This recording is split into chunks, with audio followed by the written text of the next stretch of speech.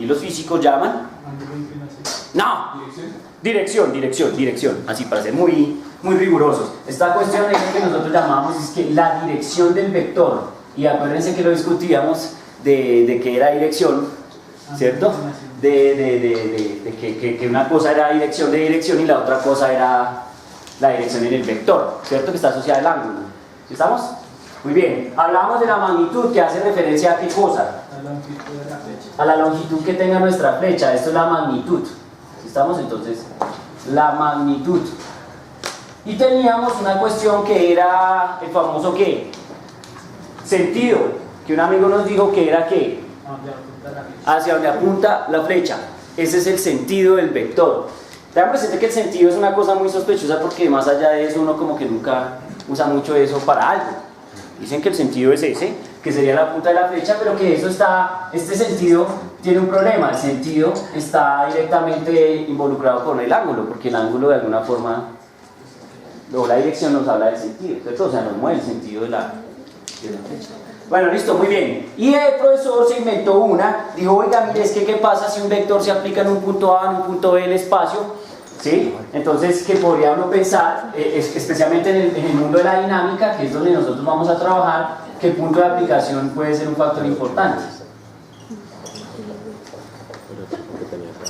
¿Listo? Y probábamos, hacíamos un experimento que era aplicar una fuerza F igual sobre un objeto, un borrador o lo que sea, y mirar que produce efectos diferentes sobre el objeto. ¿Estamos de acuerdo? Listo, eso es lo que hay. Muy bien. Pregunto, ¿alguien tiene dudas hasta ahí?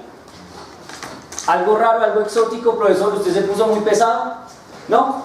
Bueno, entonces sigamos. ¿Listo? Ahora sí llegó un momento lindo, el que todo el mundo estaba esperando, cuando vieron, uy, bueno, ahora sí, póngase serio. Que pareciera ser que eso es muy serio. Y es, tenemos que hablar, tenemos que formalizar cómo uno podría, en un vector, en un espacio R2, ¿estamos de acuerdo? Primero lo vamos a hacer en un espacio ¿qué? R2. Mi reto es que podamos hacer en R3 las cosas, siempre, es fácil, no es difícil, aunque pues siempre nos ven en R2. Y es que podamos con esto aplicarlo a R3. Entonces, ahora sí nos retan, nos dicen, ahora sí el reto es ese. Dígame, ¿cómo hace usted para calcular la norma de un vector? Pero ustedes tienen que tener cuidado, porque también depende. ¿Aló? Depende. ¿Listo? ¿Cómo calcula uno el tamaño de un vector? Depende. Entonces les voy a decir, ¿cómo calculamos el tamaño o magnitud de un vector en un espacio euclidiano? ¿Cómo? Entonces, la asesora de tildes de euclidiano. Es que no, ¿cierto? Euclidiano, muy bien. Entonces, ¿con quién? Con Pitágoras, un pitagorazo. ¿Estamos de acuerdo? No le digas eso a sus estudiantes, les hace daño.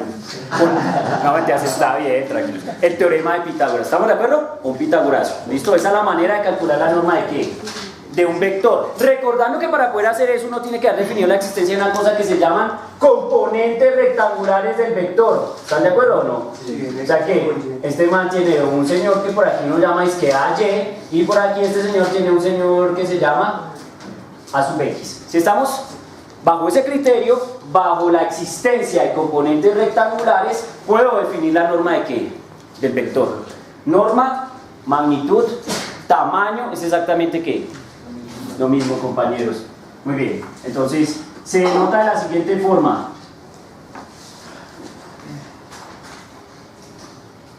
Norma de A, dos barritas y la A con su cachucha correspondiente. ¿Estamos? Así se denota la norma. ¿Listo?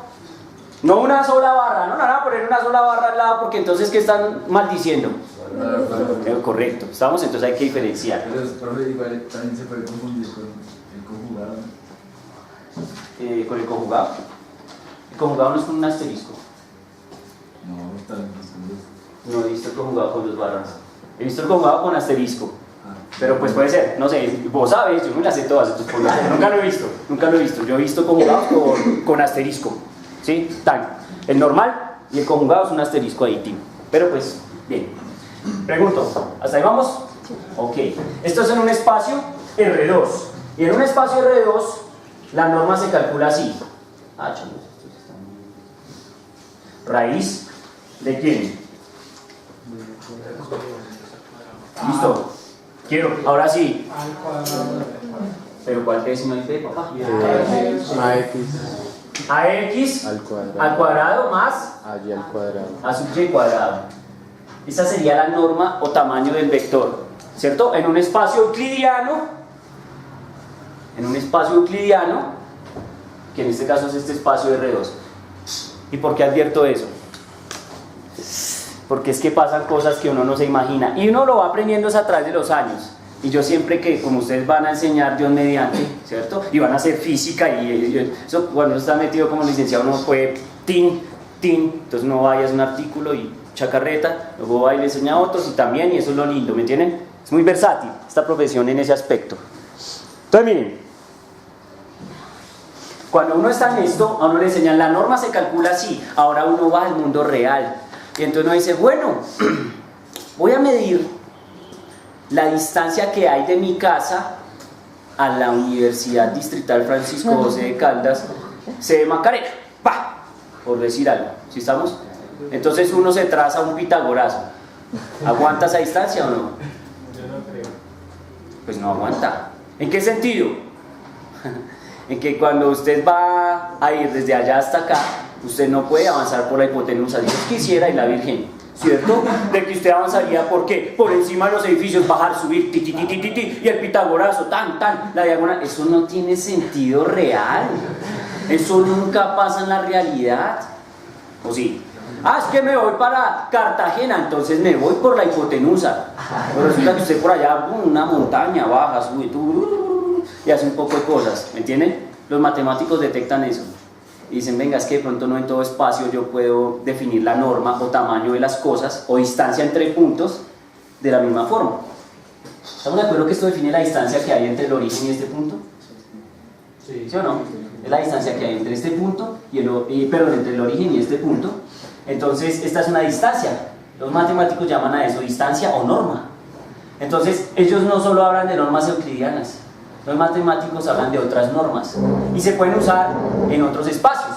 Ejemplo, hay una norma que tiene un nombre muy lindo, muy especial. Se llama la norma del taxista. Claro, ¿y cómo funciona la norma del taxista? Por las cuadras. Por las cuadras. Es que un taxista, no sé, lo voy a llevar a la universidad. Listo, papito, ¿cuál la hipotenusa que es más rápido? No, él solo puede hacer una cosa que las calles, las cuadras. Entonces, ahí la norma no es la diagonal, sino la norma es que este más este. ¿Por qué? Porque el taxi va a hacer esto y luego va a hacer esto. Eso se representa solo en un gráfico, como es un gráfico cartesiano, punto. ¿Qué cosa? No necesidad de trazar una. No. Es que lo que pasa es que en ese espacio ellos ya no quieren medir esta distancia porque saben que no es posible medir esa distancia. Entonces dicen, no, la norma no es esa. La norma en mi espacio es la suma de los catetos, por ejemplo. O sea, el tamaño de las cuadras. Que eso se aproxima más a lo que debe avanzar ¿quién? El taxista. ¿Me van a entender? Entonces se llama la norma del taxista. Listo, ya está. Esa es una norma. ¿Listo? No os caséis con la norma euclidiana, que solo funciona en un espacio euclidiano lindo donde no hay casas ni edificios ni nada y todo es muy perfecto. En el espacio en que vamos a desarrollar la mecánica que vamos a estudiar. Una restricción de la mecánica de Newton es que solo funciona en un espacio que euclidiano. Y el espacio-tiempo de Newton está definido en un espacio euclidiano. Por eso es que viene Einstein y eso se pone pesado, porque el espacio ya no es euclidiano ni nada. Y las distancias no se miden de esa forma. ¿Estamos? Bien. Aunque localmente sí, pero ya en grandes escalas no. Entonces, hay otra norma. Además de esta norma, está una norma que se llama la norma del máximo. ¿Sí? Por ejemplo, ¿ven estos dos conjuntos? ¿Sí? Entonces, si yo quisiera decir que hay una distancia entre esos dos conjuntos, ¿cuál sería la distancia? Ojo, no estoy hablando de distancia entre puntos, porque a uno siempre le enseñan con qué, con puntos, no, le estoy hablando de distancia entre un conjunto y otro conjunto. Entonces, si uno quiere definir la distancia entre un conjunto y otro conjunto, uno puede usar la norma del máximo. ¿Qué es la norma del máximo? La norma del máximo es que la distancia que hay entre este conjunto y el otro conjunto es la distancia más grande entre un par de puntos que estén en cada conjunto. Es la distancia más grande que hay entre un par de puntos que están en los conjuntos, es decir, De extremo a extremo. digamos, este es el punto más extremo de este conjunto y este es el punto más extremo de este conjunto, entonces la distancia entre estos dos conjuntos es la distancia entre los dos puntos más distantes. ¿Y por qué no hay extremo? No sé, es una pregunta interesante también, sin duda alguna. ¿Sí estamos? Es la definición. Eso es como cuando uno se pregunta, ¿y por qué la desviación estándar es como es? Sí, y tiene un sentido. Y en el sentido de la desviación estándar es que la desviación estándar es como es porque uno quiere ser pesimista, lo más pesimista posible. Es decir, en el peor de los casos, ¿qué podría pasar? ¿Se va a entender? Entonces no sé si de pronto esto tenga ese sentido. Sí, podría ser similar, no sé. ¿Dónde puede aparecer la norma del máximo y se utiliza? Se utiliza, o sea, funciona. Hay unos espacios matemáticos que se llaman los espacios de Hausdorff. ¿Han oído hablar de los espacios de Hausdorff? Bueno, es un espacio matemático especial, no es un espacio euclidiano, es un espacio de Hausdorff. ¿Sí? ¿Y entonces qué pasa? El profesor Joan Carvajal. Entonces, en el espacio de Hausdorff pasa lo siguiente. ¿O qué representa? Y podrían ir a los caballeros del Zodíaco nuevamente. Y en la misma pelea. Sí, no, lamentablemente, es que esa pelea es como la más científica. Entonces, miren, hay unas figuritas que aparecen cuando el cisne yoga empieza a hacer así. Y empieza y bota el polvo de diamantes. Una figurita, no sé si han visto que es la figurita típica que representa los cristales que se ven en el hielo. ¿Estamos? ¿Sí? Eso se llama un fractal. Esa estructura es un fractal. ¿Qué es un fractal? Pues una estructura geométrica que se puede representar con recurrencias o repeticiones matemáticas. ¿Sí estamos? Pueden buscar fractales como los conjuntos de Julia, los conjuntos de Mandelbrot. Bueno, hay varios para que miren. ¿Sí estamos? Entonces, listo. Bueno, el caso es que entonces esas estructuras matemáticas viven en un espacio que se llama un espacio de Hausdorff. Y la distancia o norma de esas estructuras se define con la norma de máximo, el valor máximo entre un par de puntos. ¿Está claro? Entonces miren, ojo, pilas. Pero nosotros ¿dónde vivimos? ¿Dónde somos felices? Aquí. ¿Qué vamos a hacer nosotros? Aquí, hasta que alguien nos diga que lo contrario. O sea, siempre que uno entre en un espacio le deben decir en este espacio, ¿qué pasa? En este espacio que vamos a jugar pasa esto, en un espacio R2. Ahora bien, si fuera en un espacio más grande, por ejemplo un espacio R3, ¿cierto? En un espacio R3, ¿cuántas coordenadas se espera que tenga nuestro vector? 3 coordenadas, una por cada dirección espacial. ¿Estamos de acuerdo? Entonces uno diría que nuestro vector A tiene coordenadas. Voy a escribir las coordenadas de esta forma, que es otra forma de representar un vector. Digamos así. A sub X, A sub Y, A sub K. Digamos A sub Z. ¿Estamos de acuerdo? Entonces, en un espacio de tridimensional, las componentes rectangulares de nuestro vector son A sub X, A sub Y y A sub Z. ¿Estamos de acuerdo hasta ahí? Listo.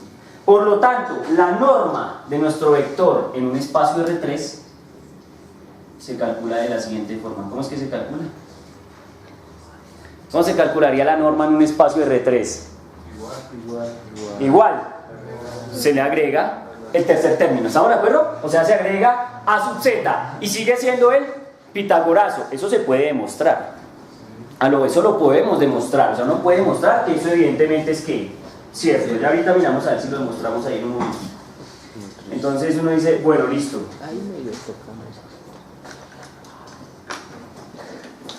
Entonces escribamos eso. Entonces nos quedó A X cuadrado, A sub Y cuadrado, más A sub Z ¿qué? Cuadrado. ¿Estamos de acuerdo?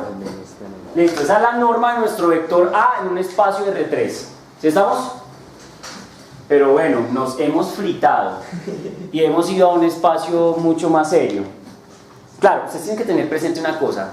La física que nosotros desarrollamos, esa física a la que vamos a jugar nosotros, a esa mecánica, vive en un espacio de ¿cuántas dimensiones espaciales? 3. X, Y y Z. ¿Estamos de acuerdo? Ahí se desarrolla la física que vamos a estudiar. Y una línea independiente por allá que vuela, que es el ¿quién? ¿El quién? El tiempo, papito, muy bien, el tiempo. ¿Estamos de acuerdo? Entonces son 4 entes que nos generan este espacio donde vamos a desarrollar todo lo que vamos a rayar. ¿Sí estamos? Todas las ecuaciones. Pero entonces los matemáticos dijeron, miren, tienen un espacio R3 y para los físicos eso es suficiente. Para un matemático hay cosas que no son suficientes. Por ejemplo, pues para un matemático R3, los manes quieren algo serio, entonces pueden rayar un espacio R4. ¿Cuántas componentes requiere un vector en un espacio R4, mi hermano? Mi hermano, y todos no son mis hermanos, solo él ahorita. ¿Cuántas? 4. ¿Cómo? No sé, 4. 4, no, mi hermano, muy bien, es que es así nomás. Entonces, si tenemos un vector A en este espacio, entonces él debe tener, bueno, pero primero va a escribir el vector, entonces uno dice, este vector A en un espacio R4 tiene, pues 4 componentes, ¿sí estamos?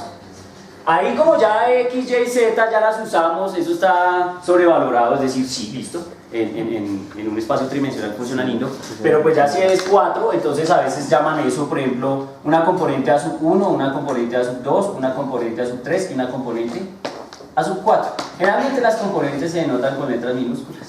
O en mi caso, como yo quiero hacerles referencia a que van en una dirección o en otra, entonces llamo X, Y o Z. ¿Listo? Ya eso es decisión del artista. Son como sucesiones, ¿no? No son sucesiones, son las componentes. No estoy sumando, no estoy haciendo nada. ¿Estamos? Solo están ahí, sí, son unos números, pero pueden ser arbitrarios, pueden ser los que yo quiera. ¿Estamos? 4 coordenadas, ¿cómo se pinta esa vuelta? No, pues ya. De pronto un artista plástico con ideas bien exóticas lo puede imaginar. ¿Estamos de acuerdo o no? Nosotros pues difícilmente de pronto podemos imaginar eso. ¿Estamos? Pero bueno, bien. Con esas 4 componentes entonces yo calculo la norma. ¿Y cómo se calcula la norma? ¿Cómo se calcula la norma? ¿Cómo es igual? Sigue aplicando Pitágoras. Sigo aplicando Pitágoras hasta el hastío. ¿Sí? Sí, amén, compañero. Entonces yo digo, raíz de, entonces digo, A sub 1 cuadrado más A sub 2 cuadrado más A sub 3 cuadrado más A sub 4 cuadrado. ¿Estamos de acuerdo? ¿Lo cogen? ¿Cogen esa idea? ¿Está clara? Así, siempre y cuando el espacio sea euclidiano. Miren, ¿cuándo vine yo a aprender? ¿Cuándo vine yo a...? ¿Cuándo me desayuné? Hasta ahora me desayuno con esta idea, con estas ideas. Miren, yo estudié licenciatura en física, rayé tan, y yo siempre estuve virgen e inocente de todos los espacios, ¿me entienden? O sea, no fue que yo entonces ya cuando estuve en la guerra fue que empecé a comprender que no todo se hacía lindo, no todo era euclidiano, ¿me entienden? Sino que las cosas iban cambiando dependiendo de los espacios relativos donde ocurrían las cosas. Y aquí pues sí, de pronto también me lo dijeron, ¿no? Yo no estoy diciendo que no me lo han dicho, seguramente me lo dijeron, pero pues yo como que hice caso omiso, nunca puse cuidado, entonces yo seguía en mi mente que los espacios eran ¿qué? Euclidios, hasta que empecé a rayar matemáticas, pues yo no soy matemático, me hice una especialización ahí de matemáticas y ahí me dieron un champú, un brochazo así, me dijeron, mire, eso existe así, y dije, uy, maldita sea, qué vaina que no sé nada. Recuerden que uno nunca sabe nada. Si quieren realmente saber algo, lo mejor es que no crean que saben mucho, así siempre estarán dispuestos a adquirir más conocimiento, aumentar el ki. ¿Estamos? ¿Y en qué espacio no se va a aplicar la norma euclidiana? Ya, por ejemplo, les acabé de botar el espacio de las fractales. Un fractal se ve en un espacio real como este, ¿estamos de acuerdo? Pero el espacio matemático que rige esos fractales no es un espacio euclidiano, es un espacio, lo que yo les llamé un espacio de Hausdorff. Pues seguramente habrán más espacios. Hablo de ese espacio porque es el que mejor conozco, porque cuando estuve en esa cuestión de la especialización rayé fractales, rayé esas cosas y ahí más o menos entendí la vuelta. Que hay más espacios, seguramente lo hay. Además recuerden que los matemáticos hablan de unos espacios que se llaman los espacios LP, y eso es un madrazo mortal.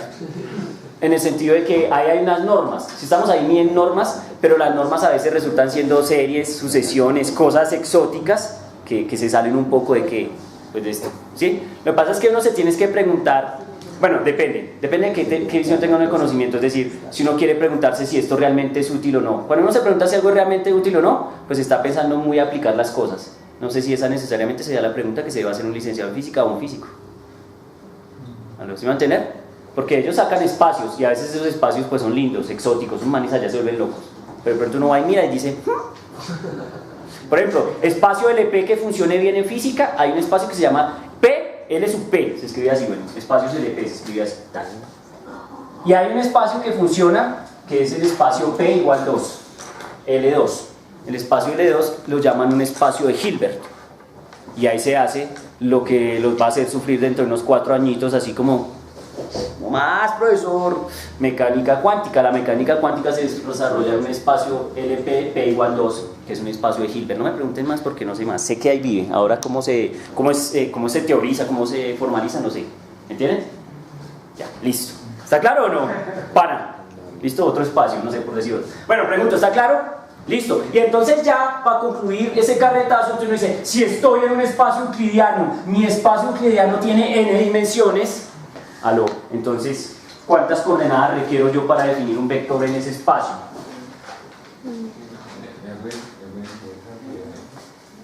¿Qué? ¿Cuántas coordenadas requiero yo para pintarme un vector en Rn? N coordenadas, N, porque mire, pille. ¿Cuántas dimensiones son? R4, ¿no? ¿Cuántas coordenadas? 1, 2, 3, 4. Entonces, si es Rn, N dimensiones, pues entonces necesito N coordenadas. ¿Estamos?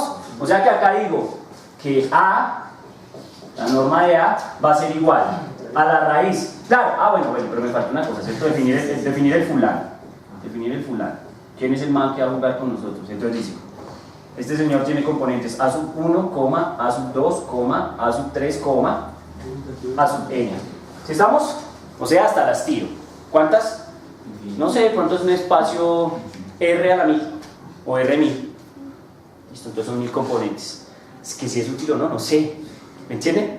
Porque para un matemático eso está bien. Es más, miren, lo severo de ser